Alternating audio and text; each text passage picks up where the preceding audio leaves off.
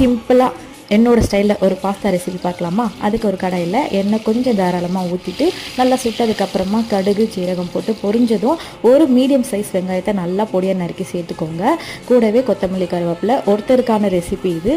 So உப்பும் போட்டு நல்லா வதங்கினதுக்கப்புறமா தக்காளி சேர்த்துக்கோங்க. தக்காளி சேர்த்து நல்லா இந்த அளவுக்கு குழஞ்சதுக்கப்புறமா மிளகாத்தூள் சேர்த்துக்கலாம். நான் ஒரு 3 ஸ்பூன் சேர்த்துக்கிறேன். நான் லைட்டாக தொக்கு எடுத்து வைக்கிறேன்றனால கொஞ்சம் எக்ஸ்ட்ரா சேர்த்துக்கிறேன். ஒரு ஆள் தான், நீங்கள் இன்னும் கொஞ்சம் கம்மியாக பார்த்துக்கலாம்.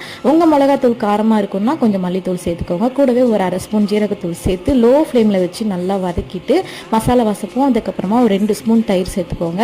அந்த தயிரும் லைட்டாக குக் ஆனதுக்கப்புறமா தண்ணி சேர்த்து கொதிக்க வச்சுக்கோங்க. லைட்டாக சுண்டும் போது முட்டை சேர்த்துக்கோங்க. ஒருத்தருக்குன்னா ஒரு முட்டை தாராளம். ஆல்ரெடி சொன்னாலே கொஞ்சம் தொக்கா எடுத்து வைக்க போகிறேன்றனால 2 முட்டை சேர்த்துக்கிறேன்.